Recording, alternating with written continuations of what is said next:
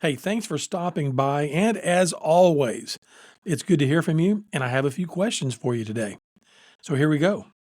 Do you ever struggle to make good decisions? Come on, be honest. Do you ever struggle with making good decisions? One of the best decisions I ever made, and I can't believe I convinced her, was when I asked my wife to marry me. And I don't know why she did, but I think she made a good decision. I certainly know I made a good decision. So do you ever have trouble making good decisions? How about this? Once you decide, do you immediately doubt the decision you have made? As leaders, we are faced with thousands of decisions every day. Think about it. How many decisions do you make subconsciously throughout the day? It's not always about a spreadsheet. It's always not about a personnel issue. It could be about some of the silliest, littlest things. Where to park, how to respond to someone. The number of decisions you make in a day are huge. But one bad decision and your world can be turned upside down. Well, I've made a career out of helping leaders make better decisions. And on this edition of the podcast, I will unpack a simple tool that will help you have the confidence you need to have to make better decisions. Hello, everyone. I'm Ray Sanders, and you're listening to the Ray Sanders Leadership Podcast. Hey, thanks for coming back and joining us on today's podcast. This is another edition of the Ray Sanders Leadership Podcast. If you haven't already, hey, why not tell a friend? Share this link, share this podcast, subscribe, do what you can to get involved. We'd love to have you a part of the Ray Sanders Leadership Podcast community. For the last 25 or plus years, I've kind of stopped counting. I've spent a good part of my day helping leaders make better decisions.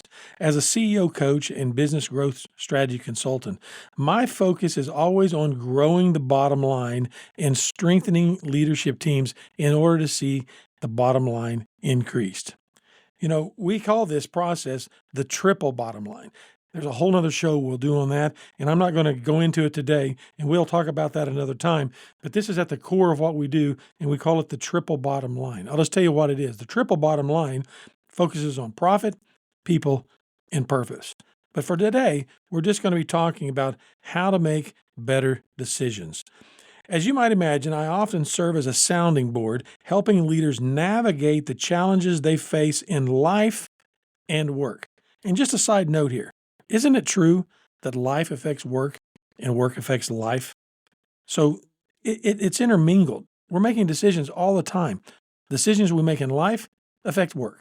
The decisions we make at work affect life. And if you're a guy, if you make too many bad decisions at home, you might be sleeping on the couch. And as the old joke goes, you're going to make headlines. What I mean by that? Well, it's because of those silly corduroy pillows that are sitting there on your couch that you tucked under your head, and you wake up in the morning and you got corduroy lines on your head. You're making headlines. Bad dad joke, I know.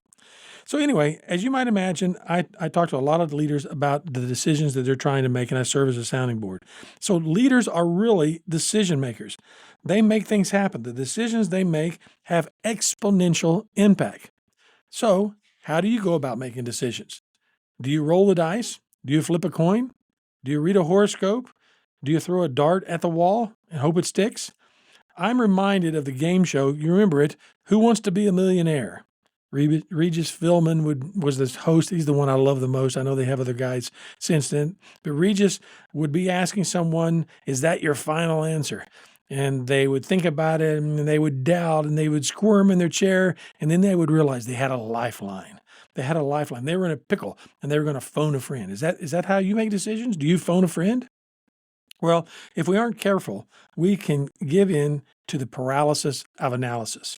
We analyze, we look, we consider, and we don't end up making a decision. It's kind of like we're standing on a train track. The decision's coming towards us. Do I go left or do I go right? Do I go left or do I go right? And if I continue to sit there thinking, do I go left or go right? I look like a deer in headlights. I really suffer from the paralysis of analysis, and we know how that story ends. As you know, I often like to look at the guidance from great leaders, and without question, one of the greatest leaders to ever live, hands down, was King David. And we talked about him on our last program as he dealt with worry. We unpacked how David addressed worry. Well, I want to pick up on the life of David again on this episode. And so today, I want to make an observation about how I think he went about decision making. Now, a leadership tool that I've developed that outlines this process is called the decision tree. And we're going to make this available to you if you're interested in getting a copy of it. I know this is a podcast and we're talking about a visual aid, and we want you to have that for your use. And we'll have a link in our show notes that will tie that in to this program. And then you can go to our website, or you can go directly to our website, raysanders.com. Reach out to us and we'll make this available to you, and we'll get this decision tree in your hands. One of the things that I'm kind of known for is I don't like to overcomplicate things. And when you see this decision tree, you're going to go, that's really simple. And you know what? You just paid me a compliment, because that's what I hope it is. I hope it's really simple, and I don't want to overcomplicate it. So basically, this is how it works. Let's say you're trying to make a decision. It could be a decision at home. It could be a decision about your career. It could be a decision about your business. It could be a decision about where to go on vacation. But let's just say for our purposes that you are trying to make a decision about whether or not to acquire another company. Let's say your competitor in another region, or a competitor a few towns over, or just across the line in another state, is looking to sell his business. He's been doing the business for years, and you have an opportunity to acquire his book of business. And through this acquisition, you could grow your own. It might double your business. It might grow it by 25%. But it's one way to consider to grow your business. So let's start by defining the decision. In this case, the question is, should I buy out my competitor? Now, pause. You might be surprised how many people, when trying to make a decision, can't define the question. They don't know what answer they're looking for. They want an answer, but they don't know the question. So we have to define, what is it that we want to decide upon? What if we had the answer, what is the question? If we ask the right question, we'll get the right answer, hopefully. If we ask the wrong question, we might get an answer, but it may not help at all. So once we define the decision, what I do is, through the decision tree, is I break down the decision into 4 simple categories. And I use a triangle in order to make this happen. And once you see this, you'll understand what I'm talking about. But in this triangle, it's basically, a triangle is the top of a tree, right? It looks like a tree. And if I put a little a trunk at the bottom, it would definitely look like a tree, and it look like a Christmas tree. So you have this triangle. And at the top of the triangle is one of the categories, and in the middle is another category, and then there's 2 other categories on the left and right, and it's all intertwined with 4 different triangles in a large triangle. Are you confused yet? Bear with me. Basically, this is how it works. There are 2 categories that start with the letter G, like A, B, C, D, E, F, G. So there's 2 categories that start with the letter G. Then there are 2 other categories that start with the letter O. When it comes to decision making, and in this case, we're trying to decide, the question is this: do we buy out a competitor? Well, there's a lot of things to consider there. But if we take these 4 categories, I think we'll be closer to making the right decision. So here's the first category. Now, a lot of my perspective comes from looking at the ancient works, and I believe that King David took something. I don't think he had Ray Sanders' decision tree. I'm not suggesting that. I'm just saying that he had a mindset that I think is found in the decision tree. And in the first category in the decision tree, I think definitely is a category that David used. So here it is. The first category starts with a G, and it's this: what does God have to say about this decision? You're like, are you kidding me? I have no idea. And now you're asking me what God thinks about this. What does God think about it? I don't even know what I think about it. Well, here's the thing. I truly believe that there is a spiritual being, the Creator, who is interested in His creation. So just give me that. Now, you may not agree with me, but that's what I believe. And I have a whole nother faith line that I believe in. As you probably know if you've heard me on these podcasts. But in the least, I'm a believer. All right, and I think Jesus has a whole lot to do with that. Let me just tell you. But here's the thing. The first category starts with a G, and it's God. You're like, come on, Ray. What do you mean? How am I going to figure that out? Well, I think there's a lot of ways that we can begin to ask God about what he thinks about something. And this category, I think there's basically three categories, and it's three W's. Under God, what does his word say about it? If you want to find out what he thinks about things, a lot of the decisions we make, we can find just by the laws, the principles that he's outlined from Genesis all the way to Revelation. A lot of the decisions that we're trying to make, especially if they're ethical in nature, there's no question what he would think about it. So there's one. The first W is the word. Go to the word. Go to the ancient text. See what the word says about it. If you haven't cracked that old Bible open in a while, maybe it's time to do so.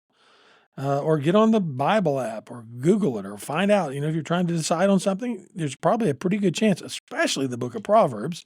The book of Proverbs has a lot to say about things that when it comes to decision making. So the word. The other one is, and it kind of sounds churchy, but it's worship. And to me, that's where I get a lot of insight. And I describe that as my time of prayer, my time of meditation, the time I set aside, honestly, to try to hear from him. I want to hear from the man upstairs. And like we had talked about on our last podcast, if I just would get still. You see, part of the problem with most of us is we're moving around so much, we couldn't even hear from God if we wanted to. We got so many things going on. We're so busy that we won't settle down long enough and just sit still and listen to God. I have friends, they'll sit down with a cigar and smoke a cigar and sit on the back porch and just, ask the Lord to reveal himself to them.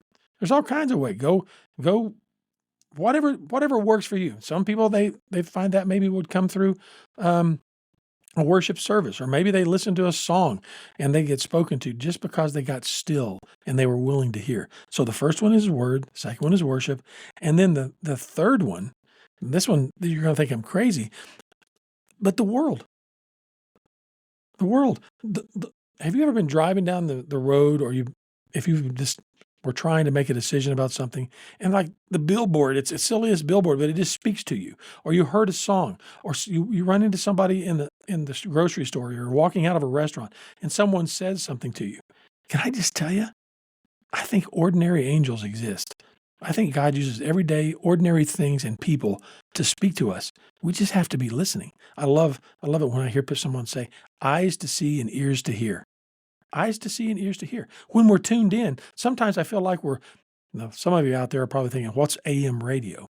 But it's like sometimes I have my radio turned on to the AM dial and I need to be on FM. I'm never going to get, the top 40 on AM. I might get talk radio on AM, but I've got to be on the right frequency. And if I had my eyes open and my ears open, you'll be amazed at how much in this first category you could hear from God. All right, so let's move to the next category. That category is a category that also starts with a G, and that's your gut. Now, come on. I don't know what the decision is that you're wanting to make, but there is somewhere in your gut, you have a feel for what and how the decision should be made. You just kind of know. It's an intuition. You have a hunch. It's a little bit of a speculation, but you just kind of feel that, this might be good for us, or this is a really, really bad idea. What's your gut say about it? That's personal. I can't tell you how to deal with that. And that might be where you waffle and you go back and forth. But somewhere in there, you have a feel for what your gut would say about this particular decision. All right, let's go to the third category. In the third category, keep in mind that there are two O's. And the first O is others. So far, we're asking ourselves, what does God have to say about it? And you're saying, I don't know, Ray. I'm not that spiritual. Well, you know what I think about that. I just told you. And then I'm saying, what does your gut say? You're saying, well, I don't know. I'm a waffler. Okay, that's fine. Let's go to the next category. What happens when you go and talk to a buddy? What happens when you go and talk to an old friend? What happens when you go and get counsel from an attorney or an accountant or a CPA or another business partner or someone in another state or a college roommate that you had long ago? Or I don't know, maybe there's a spiritual director in your life, someone you feel like can give you spiritual direction. There's an old ancient scripture that also says this. It says that there's wisdom in an abundance of counsel. How much counsel are you getting? How much input are you getting? Now, you may be thinking, I've got way too many voices in my head. Well, You have to discern, how many people am I going to ask? Are you going to launch a nationwide poll and order your life according to some poll? I don't think so. But you know who those people are in your life that you could go to and you consider them to be wise people that could help you. So, what do they think about this decision? And then finally, what about the opportunity itself? Given the example that I've given you, the opportunity would be, is it available? Is the business even available? Is it priced within our range? Is it a good opportunity? What's going on with the customer base? Is the business on decline? How's the business valued? What's the valuation? Are sales up or down? Are the customers happy and satisfied? What about their physical plant? How much would we have to renovate? How much inventory do they have? Do they utilize a different product line than we do? These are all things that help us analyze the opportunity. And once we do that, we analyze the opportunity. Quite frankly, we may decide we're going to run from this. We're not going to do that. So now you're thinking, okay, there's 4 categories: God, gut, others, and opportunity. Now here's where it gets fun. When you get this little PDF that we'll make available to you, what we want you to do is we want you to utilize each of these categories: God, gut, others, and opportunity. And on a scale to 1 to 10, bear with me, on a scale to 1 to 10, if I were to ask you, scale to 1 to 10, what do you think God thinks about this decision? You're like, holy moly, man, is everything a spiritual decision? You know what? I kind of think it is in a way. It affects so much. So what do you, just right now, time and space, today, I'm not saying you have all the answers, on a scale to 1 to 10, how do you think God feels about this decision and this opportunity? So let's just say he gives you a 6. You think he would give you a 6. Then you ask yourself, what's my gut say? My gut says, I'll give it an 8. And you've gone around and you talked to some other people, you've listened to them, and you've kind of analyzed it, you put it all together, you averaged it out, and you say, everybody tells me it's about a 7. On a scale to 1 to 10, it's about a 7. And then the last thing you look at, you've kind of done your homework, and you decide, you know what, this opportunity is about an 8 on a 1 to 10 scale. That's pretty good. So now what are we going to do with all those numbers? This is why it's so simple. We had 4 categories: God, gut, others, and opportunity. We rated each of those categories on a scale to 1 to 10. Now we've added those up, and the example I gave you was we said that God would give us a 6. We gave our gut an 8. Others gave us a 7, and the opportunity is an 8. 6, 8, 7, 8. That totals 29. So what am I going to do? I'm going to divide that by 4. And what does that give me? That gives me a confidence of 7.25. Now, what are you going to do with that? On this decision, 7.25, what I would tell you is, if it's not greater than 8, it's not great. A 7.25 probably lets me know that I'm a little early in the game here, or it could be a solid no. Maybe that's all I needed. I just needed that little bit of analysis by these 4 categories, and a 7.25, man, I'm telling you, that's not where I want to be. It's close, but no cigar, right? Now, there's other times that I might have given an 8, 8, 9, and 9. God's an 8, I'm an 8, others are a 9, the opportunity's a 9, and I get an 8.5. I'm telling you, it's go time. It's go time. If it's greater than 8, it's great. And that probably means there's a pretty good potential for this decision to be made in a good way. Now, there's always what I believe: without faith, it's impossible to please God. And there's always that element of faith. And rarely have I seen anybody get a 9.95 or anybody get a 10. But when you start moving into the 8s and above, you know you're honing in on a decision that pretty much is probably moving in the right direction. And I think this is kind of how David analyzed his life. Now, I'm going to dig into that a little bit more in just a minute. But are you with me? Let me summarize. Bottom line is, we're talking about a decision tree. We have to define the question. What is the decision we're trying to make? Then we filter it through 4 categories: 2 G's and 2 O's: God, gut, others, and opportunity. Then we rate.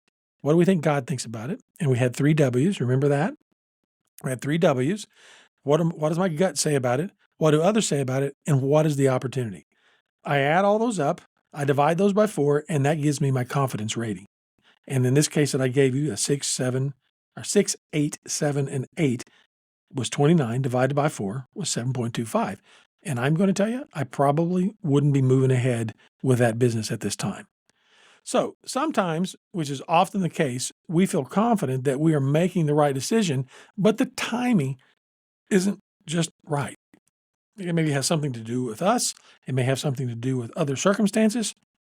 But here's what I can tell you. Here's what I can tell you. Would you agree?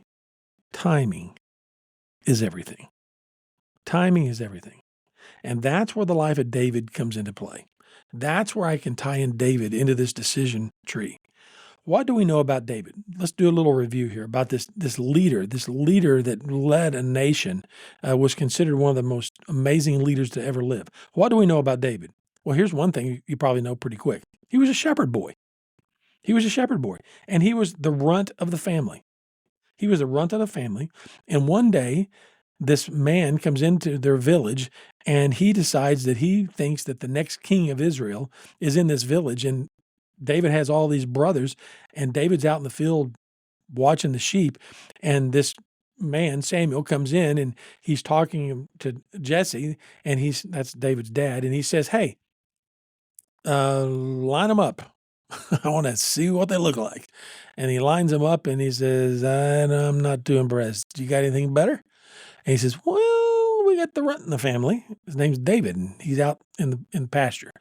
So Samuel waltzes out there, and it becomes clear to him that David is the anointed. David is the next king to lead this nation into the next generation.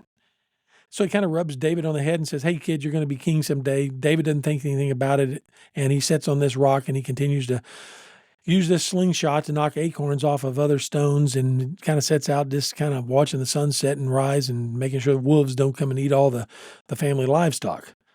And years goes by. And what do we know? David's sitting at home, and his brothers are off at war now, and Dad's getting worried about him. And he says, "You know what, David, I want you to take this bag of biscuits to the boys on the field and let me know how they're doing." And David shows up, and there's this giant in his life that's standing before all of his countrymen. Now, can you relate? Do you have giants in your life? Are there giants that stand before you? And sometimes I think that we're called out to be giant slayers. And I think in this particular time and space, David had a decision to make. He looked out there and he saw this giant of a man. You know the story, David and Goliath. And he's like, "What is going on with all you guys? Why hasn't somebody taken this Philistine out?" And what happened? David says, "I got this, guys." And they all laugh and they tell him to go home. But the king gets interested. And what does David do? He's offered all of the king's armor. It's big, it's bulky. And David's like, "Nah, don't need that. I got my slingshot and a few rocks. I'm going to go down and knock this guy out, and I'll be home for dinner here in just a little bit." And that's exactly what he does. And then David's life, he comes into the king's court. He's favored. He's not only good with a slingshot, he's pretty good on the electric harp. That's a joke. It's not electric harp, but he was good on the harp. And he's playing the harp, and the king loves him. He finds favor. One thing leads to another. He becomes a warrior. He does really good, and the king doesn't necessarily like the press that David gets as a warrior, and he ends up being pursued, and King Saul attempts to try to kill him. And David's on the run. And time again, he has opportunities to take Saul out, and there's decisions that he has to make, but he doesn't want to act too soon. He doesn't want to get out ahead of what the G in the decision tree would say, because David knew that Saul was the anointed and it wasn't his time to be king. But here he was waiting all this time. What was it about this man that came into his life and said he was going to be king? And now time goes on and on and on. And he knows what his calling is. He feels like he has a purpose in life, but it's not being fulfilled. And next thing we know, King Saul is out of the picture. David becomes king. And we begin to see a pattern in David's life as a leader that is precedent. David, if he was known as the beloved, there's another phrase that he's known for, and that he was known as a man after God's own heart. What this tells me is that I can sum up David's approach by making this statement. He made decisions that I can describe with one word: ask. David was a leader that was known to ask. He would ask God, he would ask his friends, he would ask himself, he would ask about the opportunity. David began to ask. So, what would he do? He would say, what would the Lord have us do?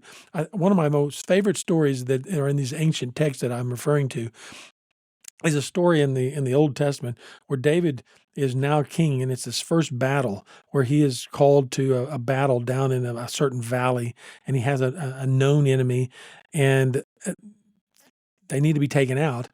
And David's about to rush out with all of his men, and I'm adding to the story here, and I kind of think it might have been how it was, so don't quote me per se on it, or I don't think it's exactly right.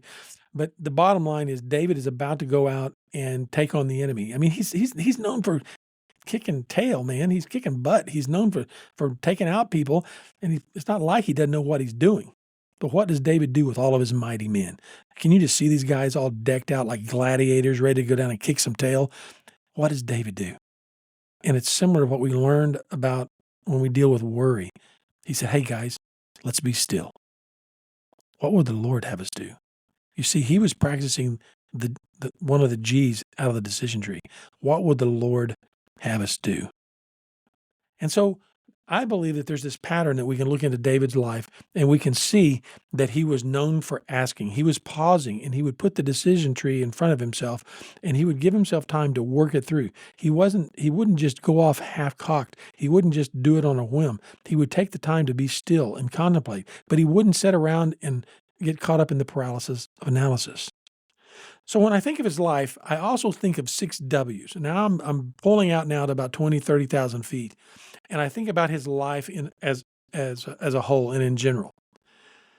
And so I think that David knew his calling, but I think he often found himself with what I call the 6 W's. And we run this down across the bottom of the decision tree, and we call it the David principle.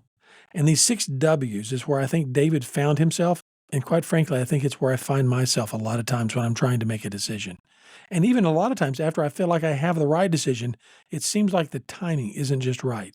And I know that David practiced these six W's, and here's what they are. I think David found himself often waiting and watching. Waiting and watching.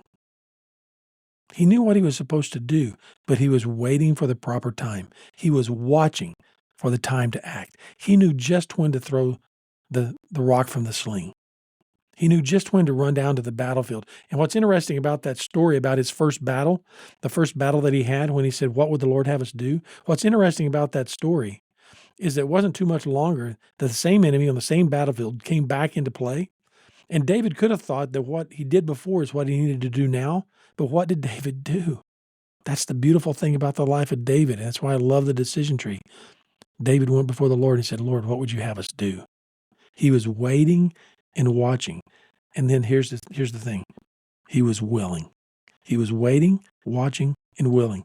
And he was willing to do the next 3 W's. He was willing to do whatever, whenever, wherever. And that's what it comes down to. If we're going to make good decisions, we may find ourselves waiting. We may find ourselves watching. But are we willing to do whatever, whenever, wherever, when we have the confidence rating that we need to take action? I believe David was a man that utilized something like the decision tree. No, I don't think it was the decision tree, but it was something like that. How about you? How about you? What decision are you trying to make? Where do you find yourself? Is there a decision you are trying to make? Do you feel confident you have the right answer? Do you have all the information? Do you find yourself waiting and watching and willing to do whatever, whenever, wherever? Have you remained willing to do whatever, whenever, wherever? You see, the decision tree is a great way to gain a perspective on the decisions we make in life.